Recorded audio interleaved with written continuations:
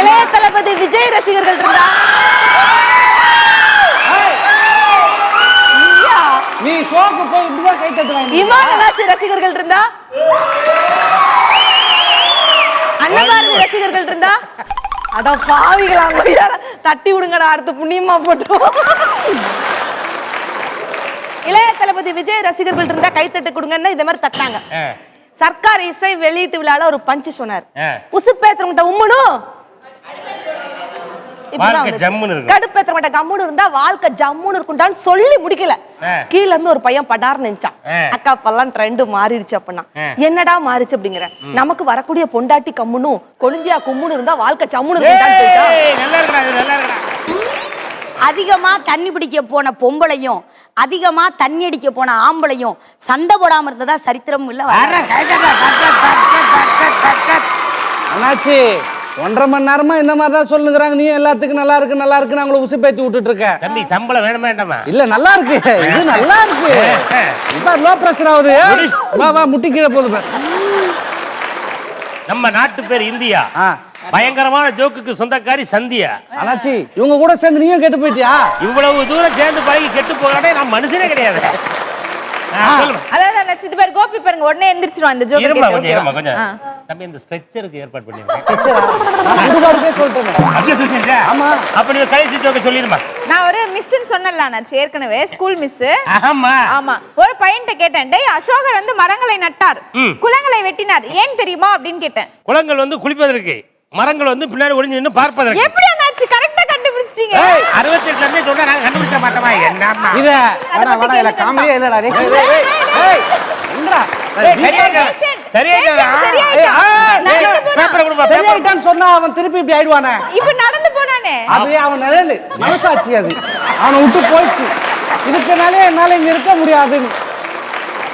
நட்புனா என்னன்னு தெரியுமா? நட்புனா என்னன்னு தெரியுமா? கண்மூடும் நேரத்தில் சேர்வதல்ல நட்பு, கண்மூடும் வரை சேர்ந்தே இருப்பதா நட்பு. புடவைய டக்கு டக்குன்னு மாத்துனா அது பொம்பளை, பொண்டாட்டியவே டக்கு டக்குன்னு மாத்துனா அது ஆம்பளை. கொஞ்சம் பதறாம எடுக்கும், இப்பதான் புதுசா தேவை.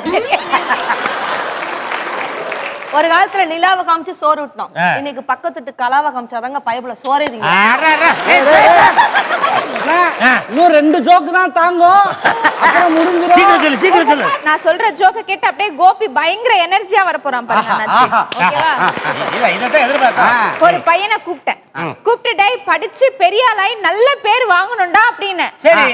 உடனே என் கிட்ட வந்து பலார் பலார் பலார் பலார் பலார்னு அடிச்சிட்டு அதுக்கு எதுக்கு படிச்சு வளர்ந்து நல்ல பேர் வாங்கணும், நான் பிறக்கும் போதே நல்ல பேர் வச்சிடலாம்ல அப்படின்ட்டான். ஐயோ ஏ கோபி அடி பாவிங்களா, தனியா கூட்டின்னு வந்து 4 பேரோட தூக்கின்னு போய் வச்சிங்களேடி பாவிங்களா.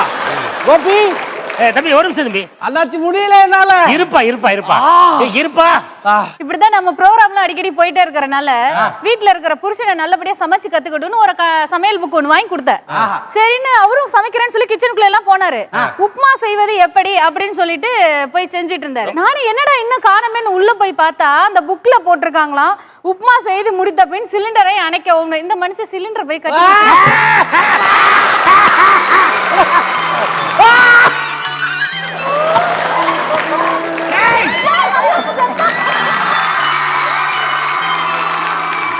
தென்பாண்டி சீமையிலே தேரோடும் வேதியிலே மான் போல வந்தவனே யாரடித்தாரோ யாரடித்தாரோ. உசுரோட வந்த நம்ம நிகழ்ச்சிக்கு வந்த ஒரு 2 பேரை பாடி ஆக்கி உங்க காமெடிக்கு இவ்வளவு பவராமா? அண்ணாச்சி உங்களுக்கு வேணா ஒரு ஜோக் சொல்லிட்டா?